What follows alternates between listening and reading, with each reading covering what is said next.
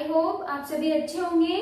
चलो आज हम स्टार्ट करते हैं। कल हमने लास्ट का छोड़ा था वॉल्यूम रिलेशनशिप स्टोइकियोमेट्री। ठीक है, कल हम स्टोइकियोमेट्री पढ़ रहे थे जिसमें बेटा हमने डिस्कस कर लिया था कि स्टोइकियोमेट्री क्या होती है, स्टोइकियोमेट्री कोफिशिएंट क्या होते हैं एंड उनमें हम मेजरमेंट करते हैं किस किस का, मास का और मास वॉल्यूम रिलेशनशिप का। और आज हम डिस्कस करेंगे वॉल्यूम रिलेशनशिप स्टोइकियोमेट्री का। तो बेटा वॉल्यूम स्टोइकियोमेट्री में क्या होगा कि आपको एक वॉल्यूम दी हुई होगी और सेकंड हमें निकालनी है, वो रिएक्टेंट की भी हो सकती है और प्रोडक्ट की भी हो सकती है। ठीक है, तो चलो आज हम स्टार्ट कर रहे हैं वॉल्यूम स्टोइकियोमेट्री, जिसमें मैंने आपको क्वेश्चन दिया हुआ है। कौन सा है, देखो बेटा, calculate the volume of O2 required to burn 500 decimeter cube of ethene and calculate the volume of CO2 formed। मतलब ये तो रिक्वायर्ड है बेटा, और ये ड्यूरिंग अ केमिकल रिएक्शन जब कंप्लीट हो गई, after the complete reaction CO2 क्या हो जाएगी, फॉर्म्ड हो जाएगी। और ड्यूरिंग केमिकल रिएक्शन O2 क्या है, रिक्वायर्ड। तो हमें इन दोनों की क्या निकालनी है, वॉल्यूम निकालनी है। और हमें वॉल्यूम किसकी दी हुई है बेटा, इथीन की। हमने कहा टू बर्न, इसकी जगह बेटा ये भी आ सकता है कंप्लीट कंबशन ऑफ इथीन। ठीक है, एक ही चीज है। तो इथीन का फॉर्मूला लिखना है सबसे पहले आपको C2H4। बेटा जब भी आप ये न्यूमेरिकल सॉल्व करते हो, चाहे मास हो, चाहे मास वॉल्यूम हो, चाहे वॉल्यूम, आपको सबसे पहले केमिकल रिएक्शन लिखनी है, देन उसको क्या करना है, बैलेंस। ठीक है, तो चलो हम इसको रिएक्शन को लिखते हैं, फिर हम बैलेंस करेंगे। क्योंकि बेटा इथीन बर्न हो रही है तो किसकी प्रेजेंस में होती है, एयर या ऑक्सीजन। जब भी बर्न होता है, मैंने आपको बताया था, हाइड्रोकार्बन जब भी बर्न होता है क्या प्रोड्यूस होता है, CO2 plus H2O plus heat release होती है। ठीक है, अब यहाँ पर देखो बेटा कार्बन कितने हैं, 2, तो हम इसको 2 से मल्टीप्लाई कर देंगे। ठीक है, अब हाइड्रोजन कितने हैं, 4, यहाँ पर 2 ही है तो हम इसको भी किससे मल्टीप्लाई कर देंगे, 2 से। अब इसमें बेटा ऑक्सीजन 2 है, बट इधर देखो कितने, 2 इंटू 2 4 प्लस 2 6, तो यहाँ पे हमें 6 करना है तो यहाँ 3 से मल्टीप्लाई कर देना। अब हमारी रिएक्शन क्या हो गई है, बैलेंस हो गई है।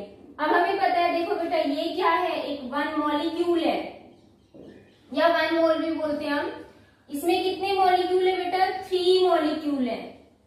मैंने आपको पहले ही कहा था, जब स्टोइकियोमेट्री स्टार्ट किया था, मैंने आपको बताया था कि बेटा क्वांटिटी टर्म्स में हमें ये चीजें लिखनी होती है, ये हमारे स्टोइकियोमेट्री कोफिशिएंट होते हैं, ये चीज ध्यान रखना है। तो हम उसको मोल में भी लिख सकते हैं और क्वांटिटी में भी लिख सकते हैं, that means number of atom या नंबर ऑफ मॉलिक्यूल।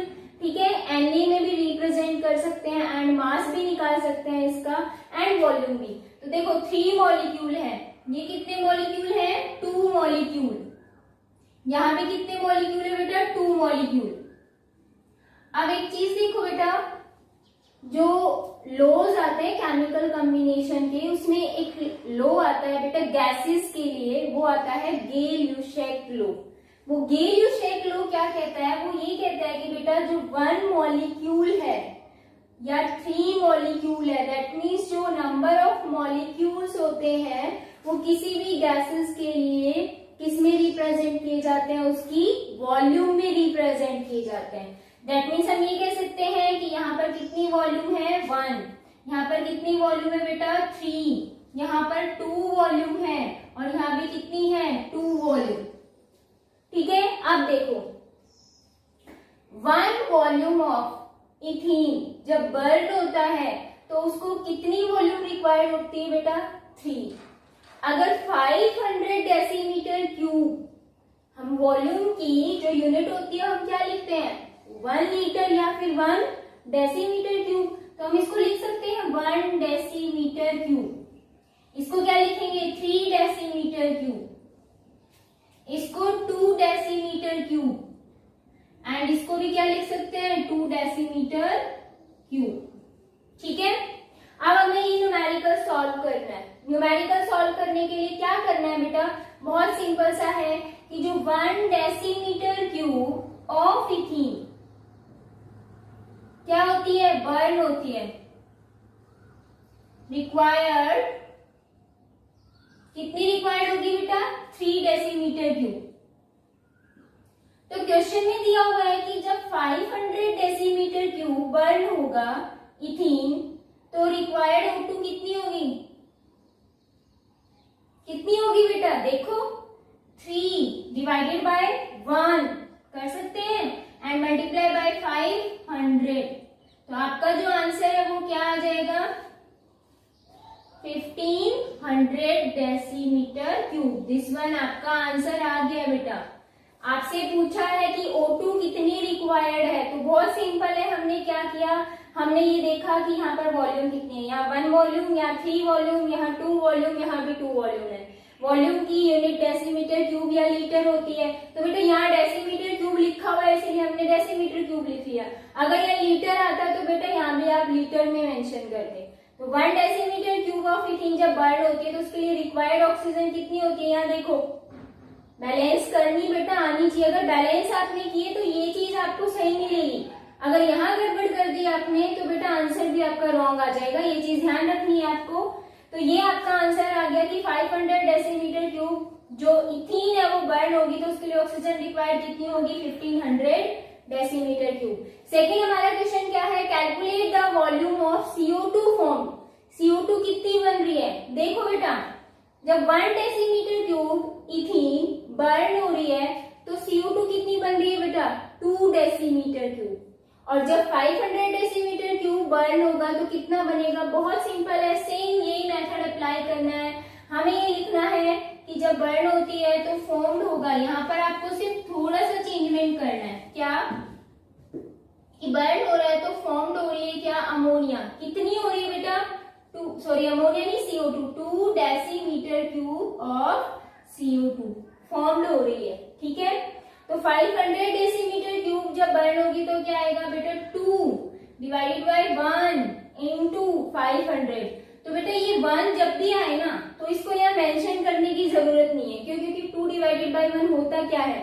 2 ही होता है। ठीक है, ये चीज ध्यान रखना, यहाँ 1 मेंशन करने की जरूरत नहीं है आपको। आप डायरेक्ट कैसे लिख सकते हो? ये हटा दिया, 2 डिवाइडेड बाय क्या होता है? 2 इंटू 500 कर देना, आपका आंसर क्या आ जाएगा? 1000 डेसीमीटर क्यूब। आपका ये आंसर आ गया है बेटा। ठीक है, इसमें हम ये देख रहे हैं ना कि CO2 कितनी फॉर्म्ड हो रही है, तो हमने बता दिया CO2 इतनी फॉर्म्ड हो रही है। O2 कितनी रिक्वायर्ड थी बर्न करने के लिए इथीन को? 1500 डेसीमीटर क्यूब। तो ये है बेटा वॉल्यूम स्टोइकियोमेट्री। आपका स्टोइकियोमेट्री जो टॉपिक है वो कंप्लीट हो चुका है। अब हम स्टार्ट करेंगे last topic of this unit, limiting reagent. बहुत ही इजी है बेटा, एक बार अच्छे से समझ लोगे, इसके न्यूमेरिकल भी बहुत इजी आते हैं, आप बहुत जल्दी से सॉल्व कर दोगे इनको। तो बेटा लास्ट है इस यूनिट का टॉपिक आपका कौन सा है? Limiting reagent. ठीक है, आई होप सभी ने नोट डाउन कर लिया होगा सभी ने। नेक्स्ट जो आपका टॉपिक है बेटा लिमिटिंग रिएजेंट, उसमें कुछ पॉइंट्स है वो मैं आपको एक्सप्लेन करूंगी क्या क्या है। सबसे पहले तो आपको पता होना चाहिए कि जो लिमिटिंग रिएजेंट है वो है क्या। सबसे पहले तो देखो बेटा, एक केमिकल रिएक्शन जब होती है तो उसमें होता क्या है? एक जो रिएक्टेंट्स होते हैं, एक भी हो सकता है, 2 भी हो सकते हैं। ठीक है, वो क्या कर रहे हैं? रिएक्ट करके, 2 रिएक्टेंट रिएक्ट करके क्या बना रहे हैं? प्रोडक्ट बना रहे हैं। मैंने आपको कहा suppose A plus B is equal to क्या है? C। अब हम इस रिएक्शन को बैलेंस करने के लिए क्या यूज करते हैं? इंटीग्रल यूज करते हैं, जिनको हम स्टोइकियोमेट्री कोफिशिएंट बोलते हैं। ठीक है, अब यहाँ पर 2 रिएक्टेंट है। अब इसमें से आपको पता कौन सा चलेगा कि कौन सा रिएक्टेंट प्रोडक्ट बना रहा है, यहाँ में कौन सा रिएक्टेंट जो है वो लिमिटिंग रिएजेंट है। तो लिमिटिंग रिएजेंट को समझने के लिए बेटा मैं आपको एक एग्जांपल देती हूँ। क्या, अभी गर्मी का टाइम चल रहा है तो सब लोग नींबू पानी तो पीते ही होंगे, और नींबू पानी बनाने के लिए आपको शुगर भी चाहिए, सॉल्ट भी चाहिए, वाटर भी चाहिए, और क्या चाहिए? नींबू चाहिए। तो मेन जो चीज है वो क्या है बेटा? नींबू है। नींबू ही है ना। हमने कहा कि आपने नींबू लिया है कितना? 1। ठीक है, और जो आपके पास शुगर रखी है वो है बेटा 4 टेबल स्पून। 4 टेबल आपके पास शुगर है, ठीक है। सॉल्ट और वाटर तो आपको लेना ही है। मेन क्वांटिटी देखनी है आपको कि जो नींबू है वो आपके पास एक ही है, तो बेटा आपके पास जो नींबू पानी बनेगा वो कितना बन सकता है, कितना बनेगा, 1 ग्लास। 1 ग्लास ही बनेगा ना, क्योंकि एक नींबू में बेटा कितनी शुगर चाहिए होती है, 2 टेबल स्पून शुगर चाहिए होती है। प्लस कर दो 2 टेबल स्पून शुगर, तो आपके पास क्या बन गया, 1 ग्लास वाटर ऑफ नींबू, या फिर हम कहें नींबू वाटर, ठीक है। तो ये आपके पास ग्लास वाटर जो आया है वो क्या आया है, नींबू पानी बन चुका है, या हम कहें लेमन वाटर जिसको हम बोलते हैं। तो देखो बेटा यहाँ पर आपके पास क्या है, लेमन जो है, नींबू जो है वो क्या है 1, और शुगर कितनी थी 4, जिसमें से आपके यूज कितनी आई 2, दैट मीन्स 2 टेबल स्पून क्या रह गई, लेफ्ट रह गई। तो हम ये कह रहे हैं कि जो नींबू था वो पूरा का पूरा यूज में आ गया, किसमें, नींबू पानी बनाने में, और नींबू पानी बनाने में पूरा का पूरा यूज आ गया, कोई भी उसका पार्ट रहा नहीं, बचा नहीं, दैट मीन्स वो हमारा क्या है, लिमिटिंग रिएजेंट। इसका मतलब ऐसा रिएक्टेंट जो किसी केमिकल रिएक्शन में कंप्लीटली एग्जॉस्ट हो जाता है, ठीक है, और फर्स्टली एग्जॉस्ट होने के बाद केमिकल रिएक्शन को स्टॉप कर देता है। तो स्टॉप होते ही बेटा दैट मीन्स क्या बन गया, हमारा प्रोडक्ट बन गया है। तो आपको बस इतना सा ध्यान देना है कि जो प्रोडक्ट हमारा बना है वो किसकी वजह से बना है, वो बेटा हमारे लिमिटिंग रिएजेंट की वजह से बना है। तो जब भी प्रोडक्ट की अमाउंट आपसे पूछी जाए तो प्रोडक्ट की अमाउंट हमेशा किस पर डिपेंड करती है, लिमिटिंग रिएजेंट पे। बेटा नींबू नहीं होता तो क्या आपके पास नींबू पानी बन जाता, लेमन वाटर बन जाता, नहीं बनता ना। तो आप क्या करोगे बेटा, आप बस ये देखोगे कि आपके पास जो रिएक्टेंट है उसमें एक ऐसा रिएक्टेंट होगा जो कंप्लीटली रिएक्शन में पार्टिसिपेट कर रहा है, उसका कोई भी लेफ्ट पार्ट नहीं बच रहा है, दैट मीन्स वो हमारा क्या होगा, लिमिटिंग रिएजेंट। और एक रिएक्टेंट ऐसा होगा बेटा जिसका कुछ left part after the complete reaction बच जाता है, उसी को हम क्या बोलते हैं, एक्सेस रिएजेंट। तो हमारे पास जो नींबू था, लेमन था, वो क्या है, लिमिटिंग रिएजेंट। और जो बेटा आपका शुगर है जो कि 2 टेबल स्पून यूज में आया, 2 tablespoon as it is रह गया, दैट मीन्स आप क्या कहोगे, हम ये कहेंगे कि क्या है ये शुगर, एक्सेस रिएजेंट, ठीक है। समझ आ गया सभी को। तो बेटा यहाँ पर लिमिटिंग रिएजेंट को आप डिफाइन कैसे करते हैं, उसकी डेफिनेशन क्या होती है, ये देख लो। The reactant that completely exhausted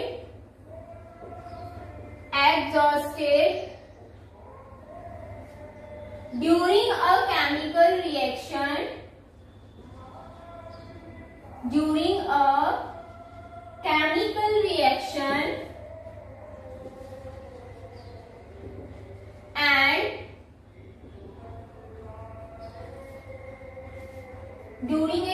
exhausted during a chemical reaction and complete, या फिर हम कहें stop the chemical reaction, stop chemical reaction। तो ये हमारा क्या होगा, लिमिटिंग रिएजेंट। बेटा मैंने कहा था रिएक्टेंट दैट कंप्लीटली एग्जॉस्टेड, तो जब वो एग्जॉस्टेड होगा कंप्लीटली तो बेटा फर्स्टली वो ही एग्जॉस्ट होता है, ये चीज और ध्यान रखनी है आपको, फर्स्टली यही एग्जॉस्ट होगा और स्टॉप कर देगा केमिकल रिएक्शन को, दैट मीन्स हमारा क्या बन गया है, प्रोडक्ट। अब सेकंड जो है वो है बेटा एक्सेस रिएजेंट। तो एक्सेस रिएजेंट मैंने आपको डिफाइन किया था क्या, the reactant that left after the complete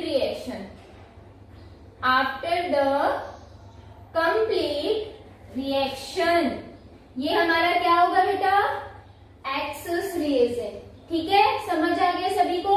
तो ये लिमिटिंग रिएजेंट था और ये एक्सेस रिएजेंट था। अब बेटा कोई इक्वेशन दी हुई है आपको और आपसे कोई ये पूछता है कि इसमें लिमिटिंग रिएजेंट है या नहीं है, यस और नो में आंसर देना है, या फिर ये पूछ लेते हैं कि लिमिटिंग रिएजेंट कौन सा है, तो हम कैलकुलेट कैसे करेंगे कि कौन सा है। तो बेटा देखो एक केमिकल रिएक्शन है कि A प्लस B कंबाइंड होके क्या बना रहे हैं, स्टोइकियोमेट्रिक कोफिशिएंट ए है, small a, small b and small c। ठीक है, अब देखो बेटा, मैंने आपको पहले बताया होगा कि number of moles of a divided by stoichiometric coefficient of a equal to number of mole of b divided by stoichiometric coefficient of b. अगर बेटा ये कैलकुलेट हम करते हैं, सपोज इसको हमने कैलकुलेट, बस इस वाले पार्ट को हमने ए के नंबर ऑफ मोल्स को रखा और इसको स्टोइकियोमेट्रिक कोफिशिएंट को रखा और हमारा आंसर क्या आया 1। ठीक है, हमने नंबर ऑफ मोल्स बी को रखा और स्टोइकियोमेट्रिक ऑफ बी को भी रखा और इसको सॉल्व किया, इसका आंसर आया हमारा 2।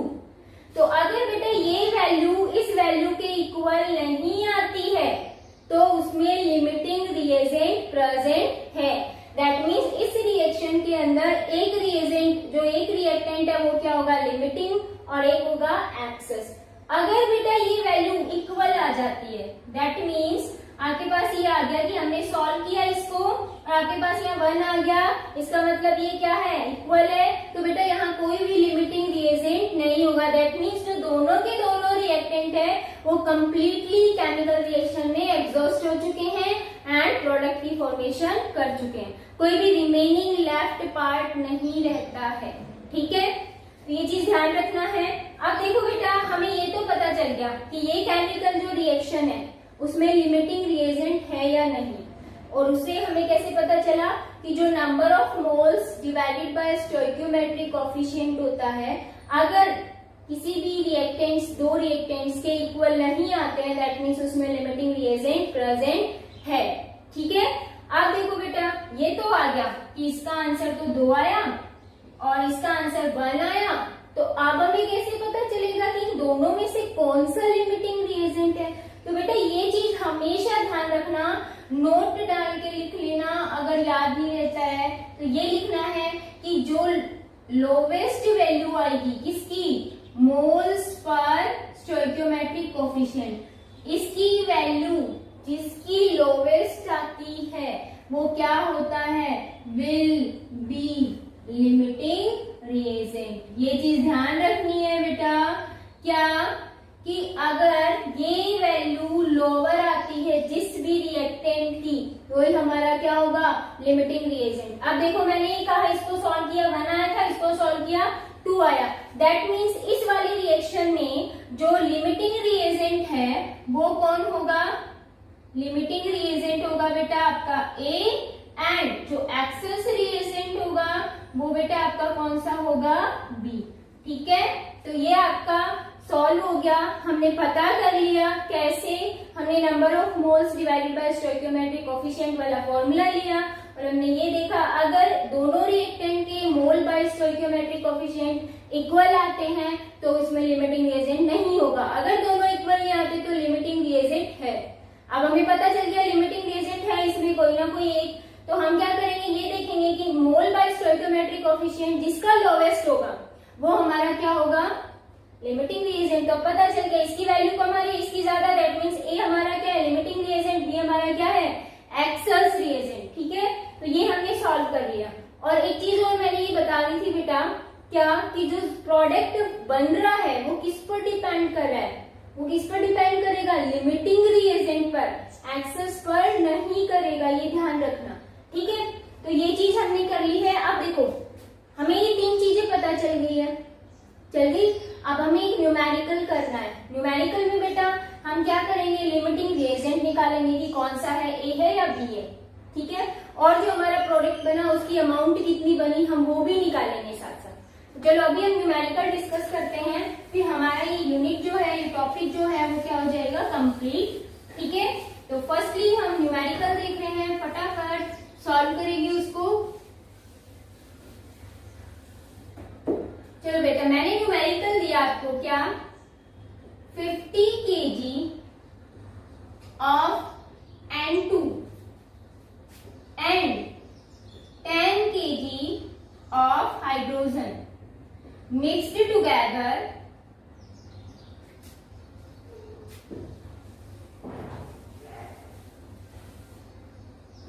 are mixed together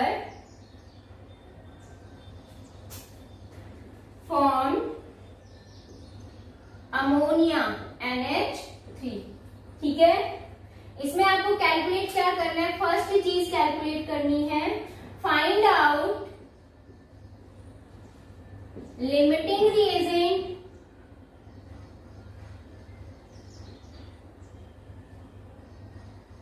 and second आपको क्या कैलकुलेट करना है, अमाउंट मतलब मास, ठीक है, मास ऑफ अमोनिया फॉर्म्ड। बेटा या तो मास आ सकता है या फिर नंबर ऑफ मोल्स आ सकता है, तो मैं आपको दोनों चीजें बता दूंगी। नंबर ऑफ मोल्स आता है तो कैसे करना है और मास आता है तो कैसे करना है। सबसे पहले तो हमें कैलकुलेट क्या करना है बेटा, फाइंड आउट लिमिटिंग रिएजेंट। हमें लिमिटिंग रिएजेंट फाइंड आउट करना है, तो उससे पहले हमें केमिकल रिएक्शन लिखनी पड़ेगी। क्यों? क्योंकि बेटा केमिकल रिएक्शन के थ्रू ही हमें पता चलेगा कि स्टोइकियोमेट्रिक कोफिशिएंट उनकी क्या है। तो इजीली हम बता सकते हैं मोल्स बाय स्टोइकियोमेट्रिक कैलकुलेट करके कि लिमिटिंग रिएजेंट कौन सा है। तो देखो बेटा, फर्स्टली हमें क्या करना है, रिएक्शन लिखनी है, N2 plus H2 is equal to क्या होगा, 2NH3। मैंने पहले ही सॉल्व कंप्लीट वो कर दिए, क्या, बैलेंस, ठीक है। देखो बेटा, नाइट्रोजन रिएक्ट कर रही है हाइड्रोजन के साथ, क्या बना रही है, अमोनिया। तो हमने कहा नाइट्रोजन 2 है तो मैंने 2 कर दिया। अब हाइड्रोजन कितनी हो गई, 6, तो यहाँ 3 से मल्टीप्लाई कर दो। अब देखो स्टोइकियोमेट्रिक हाइड्रोजन के कितने हैं बेटा, 3, और यहाँ कितने हैं, 2, ये ध्यान रखना है। अब ये दोनों रिएक्टेंट है, हमें क्या करना है, number of moles of N2 divided by, क्या करोगे बेटा यहाँ पर, stoichiometric coefficient of N2, number of moles of H2 divided by stoichiometric coefficient of H2। तो हमें सबसे पहले बेटा नंबर ऑफ मोल्स निकालने हैं, और नंबर ऑफ मोल्स निकालने के लिए आपको पता है क्या होता है, given mass by molar mass. Given mass देखो बेटा, गिवन मास दिया हुआ है, मास दिया हुआ है, गिवन है आपके क्वेश्चन के अंदर।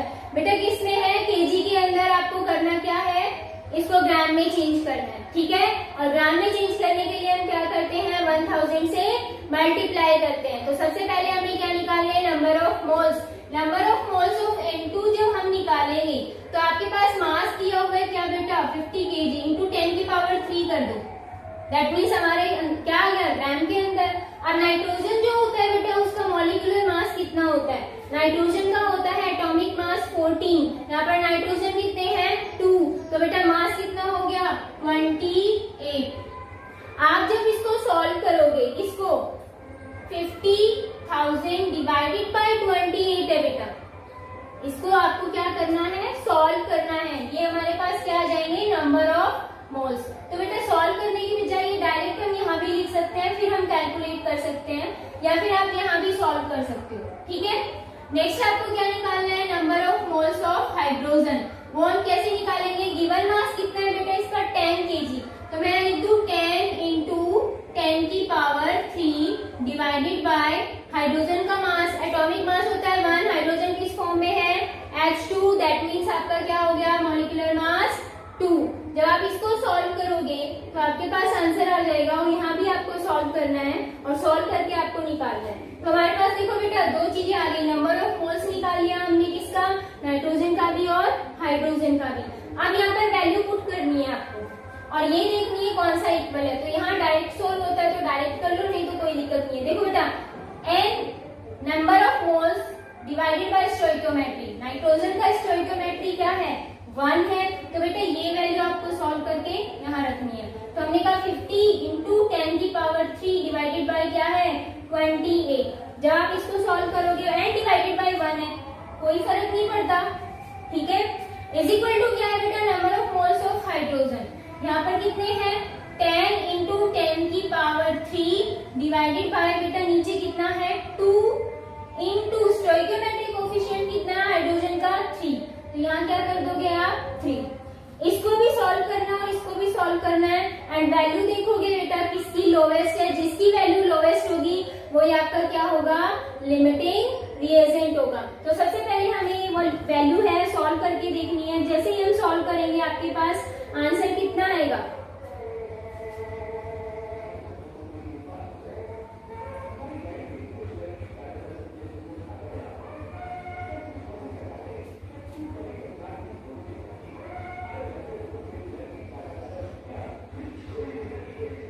और जब आप इसको सॉल्व करोगे तो बेटा आपका क्या आएगा 66.6। पॉइंट में बेटा इसके भी 5 अराउंड आता है। ये आपने सॉल्व कर लिया। अब आप ये देखोगे बेटा लोवेस्ट वैल्यू किसकी आई है, ये क्या है 166, यहाँ कितना है 1786, दैट मीन्स ये क्या है लोवेस्ट। तो फर्स्ट हमारा आंसर आ गया क्या कि जो लिमिटिंग रिएजेंट है वो हमारा क्या है बेटा, लिमिटिंग रिएजेंट हाइड्रोजन। आंसर आ गया। आप देखो सेकेंड हमें क्या निकालना है बेटा, वॉल्यूम या अमाउंट, सॉरी वॉल्यूम नहीं, अमाउंट ऑफ द अमोनिया। और अमोनिया की अमाउंट निकालने के लिए आपको क्या करना पड़ेगा, आपको ये देखना है कि जो प्रोडक्ट बना आपका वो किस पर डिपेंड करता है, लिमिटिंग रिएजेंट पर। और लिमिटिंग रिएजेंट पर आप कैसे निकालोगे, अब बहुत सिंपल है बेटा। यहाँ पर हमने क्या लिया था नाइट्रोजन और यहाँ क्या लिया था हाइड्रोजन, ठीक है। अब हमें क्या निकालिए अमाउंट ऑफ अमोनिया। तो आपको करना क्या है, ये किस पर डिपेंड करेगा, सिर्फ हाइड्रोजन पर, नाइट्रोजन पर डिपेंड नहीं करेगा। तो हमें ये वाला पोर्शन यहाँ से हटा देना है और हमें क्या निकालना है बेटा, हम यहाँ लिख देते हैं ये वैल्यू हमारी कितनी आई थी बेटा, ये एज इट इज यहाँ ऊपर लिख देते हैं 166.6, ठीक है। ये वैल्यू आई थी ना, हमें यहाँ करना है NNH3 divided by stoichiometric coefficient of ammonia. बेटा यहाँ नंबर ऑफ मोल्स आपको निकालने हैं सबसे पहले। नंबर ऑफ मोल्स अगर क्वेश्चन में दिया हुआ होता तब भी आपको ये निकालना था, और मास दिया हुआ है तो भी सबसे पहले हमें क्या निकालना है, नंबर ऑफ मोल्स निकालने हैं। और नंबर ऑफ मोल्स निकालने के लिए बहुत सिंपल है, इसकी वैल्यू हमने कैलकुलेट कर ली थी। यहाँ number of moles of ammonia हमें निकालने हैं and divided by stoichiometric coefficient of ammonia कितना है बेटा 2। ये 2 कहाँ चला जाएगा, इधर चला जाएगा। तो हम ये कह सकते हैं NNH3 जो number of moles of ammonia है वो आपके पास कितने आएंगे बेटा, कैलकुलेट करो 6666.6 इंटू 2, ठीक है। इसको कैलकुलेट करोगे आप, कैलकुलेट करो जल्दी से, कितना आंसर आया, 2 इंटू 6 कितने होते हैं 12, 3 3 3 एंड 3। ये आपके क्या आ गए, number of moles of ammonia आ गए हैं बेटा। अब देखो अगर क्वेश्चन में नंबर ऑफ मोल्स ही पूछा जाता तो यहाँ तक था, सिर्फ हमें यहीं तक करना था। लेकिन बेटा दिया हुआ क्या है, मास दिया हुआ है, तो हमें मास दिया हुआ नहीं निकालना है मीन्स, तो अमाउंट या मास हमें निकालनी है। तो बहुत सिंपल है, number of moles of ammonia is equal to क्या होता है, मास बाय मोलर मास, ठीक है। अब देखो बेटा नंबर ऑफ मोल्स हमने निकाले कितने, 3333.2 निकालिए, इज इक्वल टू मास हमें बेटा निकालना है divided by molar mass ammonia का कितना होता है बेटा, नाइट्रोजन का होता है कितना 14 प्लस हाइड्रोजन का 1 या 3 है तो कितना आ गया 17। तो यहाँ क्या कर दोगे 17। तो बेटा मास इज इक्वल टू क्या आएगा 33.2 इंटू 17, इसको आपको निकालना है। तो बेटा जो मास आएगा ना वो आपका किस में आएगा, केजी के अंदर, ठीक है। तो सॉरी ग्राम के अंदर, क्योंकि हम ग्राम के अंदर कन्वर्ट कर चुके हैं। बट बेटा यहाँ पर नाइट्रोजन और हाइड्रोजन जो दिया हुआ है वो किस में दिया हुआ है, केजी के अंदर दिया हुआ है। तो हमें निकालना है क्या आंसर, केजी के अंदर। तो केजी के अंदर निकाल लोगे, जो आपका ग्राम में आंसर आया उसको डिवाइड कर देना 1000 से, वो आपका क्या आ जाएगा बेटा, आंसर आ जाएगा। That means amount of ammonia किस में आ जाएगी, केजी के अंदर। तो आपका जो आंसर है वो कितना आएगा, कैलकुलेट करना और सभी मुझे कमेंट बॉक्स में बताना कि इसका आंसर आपका कितना आया, ठीक है। ग्राम में भी बताओगे और केजी के अंदर भी बताओगे। तो बेटा ये हमारा ओवरऑल जो यूनिट फर्स्ट है वो कंप्लीट हो चुकी है, जिसमें हमने सारे टॉपिक डिस्कस कर लिए हैं। कल हम बेटा यूनिट सेकेंड स्टार्ट करेंगे। मिलते हैं कल एक नई यूनिट के साथ। ओके बेटा, बाय, टेक केयर।